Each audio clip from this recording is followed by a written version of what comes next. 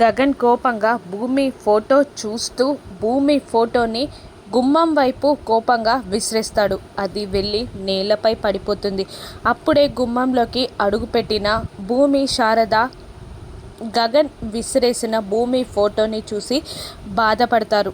భూమి తన ఫోటోని పట్టుకొని గగన్ ముందుకే వస్తుంది. గగన్ కోపంగా భూమిని వెళ్ళిపో, నా ఇంటి నుండి వెళ్ళిపో అనగానే భూమి వెక్కి వెక్కి ఏడుస్తూ ఉంటుంది. శారద ఏదో చెప్పడానికి ట్రై చేస్తూ ఉండగా, అమ్మ నువ్వు మాట్లాడకు, నాకు భార్య కానీ నీకు కోడలు కానీ పూరికి వదిన కానీ ఎవ్వరూ లేరు, వెళ్ళిపో అని అంటూ భూమిని తిడుతూ ఉంటాడు గగన్. భూమి ఏమీ మాట్లాడకుండా సైలెంట్గా నిలబడి తన ఫోటో పట్టుకొని వెక్కి వెక్కి ఏడుస్తూ ఉండగా భూమి చెయ్యి పట్టుకొని బయటికి లాక్కెళ్ళి గేటు బయట విసిరేస్తాడు గగన్ భూమిని. కింద పడిపోబోతున్న భూమిని ఒక వ్యక్తి ఆపేస్తాడు.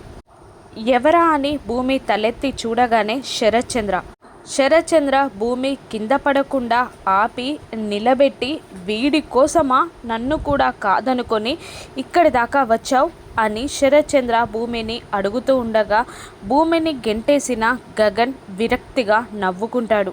శారద మాత్రం కొడుకు కోడలు బిడ్డ జీవితాలు నాశనమైనందుకు బాధపడి వెక్కి వెక్కి ఏడుస్తూ ఉంటుంది. శారద ఏడుస్తూ ఉండగా గగన్ ఏమాత్రం పట్టించుకోకుండా శారద చెయ్యి పట్టుకొని ఇంట్లోకి లాక్కెళ్తూ ఉంటాడు. శరత్చంద్ర కూడా భూమి చెయ్యి పట్టుకొని లాక్కెళ్తూ ఉండగా గుమ్మంలో నిలబడిన గగన్ని బాధగా చూస్తూ ఉంటుంది భూమి ముఖం మీదే తలపేస్తాడు గగన్. శరత్చంద్ర భూమిని లాక్కెళ్ళిపోతాడు. భూమి గగన్లు మళ్ళీ ఎప్పుడు కలుస్తారో రాను ఎపిసోడ్స్లో చూద్దాం. Thank you for watching.